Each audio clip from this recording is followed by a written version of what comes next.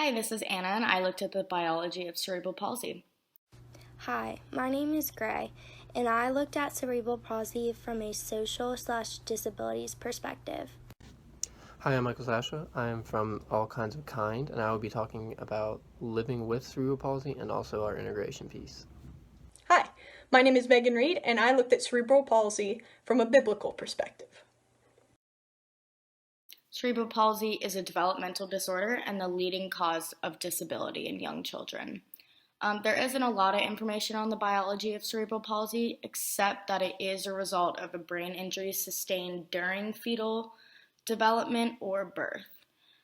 Cerebral palsy is caused by the damage to the motor cortex of your brain, and the motor cortex affects your muscle control and coordination. Parents start to get worried when their children can't do regular things that young children can do, like walking and crawling. Cerebral palsy is caused by an abnormality or disruption in brain development, most often before a child is born. In many cases, the cause isn't known, but some factors are like maternal infections, fetal stroke, bleeding in the brain, infant infections, and traumatic head injury that has a lack of oxygen, which makes the motor cortex become damaged, and it makes the child develop cerebral palsy.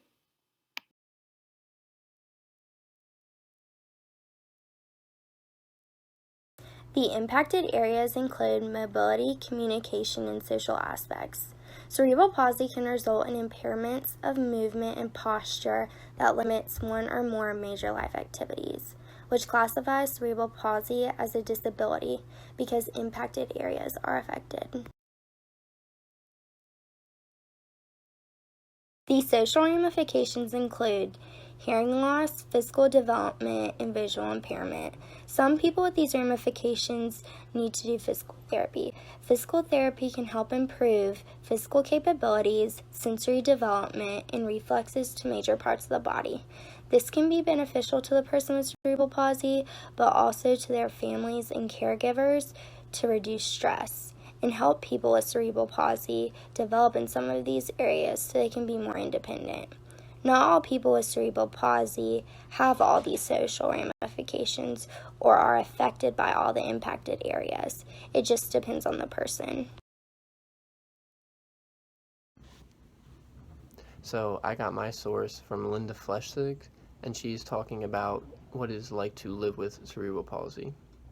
So one of the issues she found is that people really don't believe in her, and they would always put her down and kind of not let her participate because they didn't think that she could achieve what they could achieve.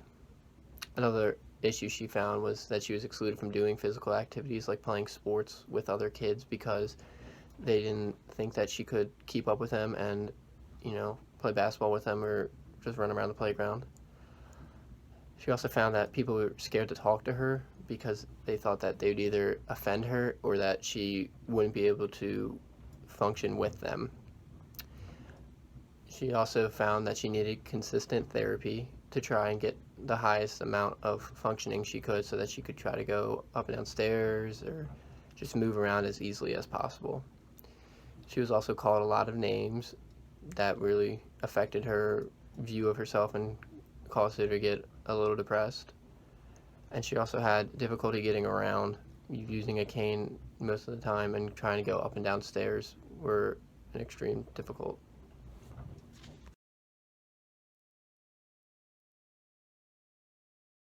The Bible has a lot to say on paralysis, one of the many ways cerebral palsy can present itself. In fact, in some of the early versions of the Bible, palsy was used to indicate any form of paralysis. In the New Testament, Jesus heals many paralyzed people as part of the miracles he performs to prove his authority as the Son of God. Some of these miracles are more general, like in Matthew 4:24. Other stories are a little more specific.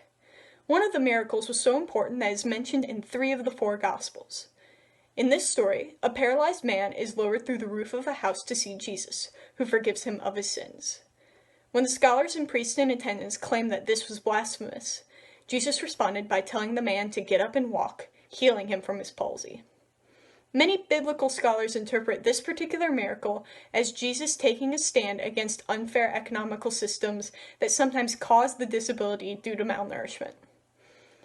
Then these people were shunned for not being clean and could not enter the temple to be purified because they could not pay the high fees. In this way, Jesus is opening heaven up to all socioeconomic classes and demonstrating that those in charge of the temple didn't always act in God's best interest. If the temple really wanted to carry out the will of God, they would not be concerned with money and wouldn't have shunned the man. Jesus is setting an example for all who are faithful by accepting those who would otherwise be shunned.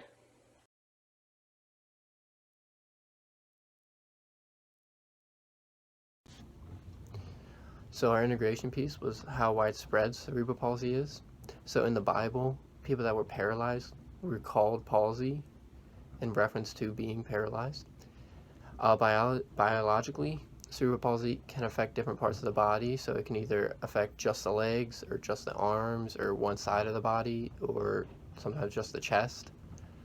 And then it can be disabling because when you can't walk or you can't use your arms, you aren't able to do certain things, and accommodations sometimes will be needed.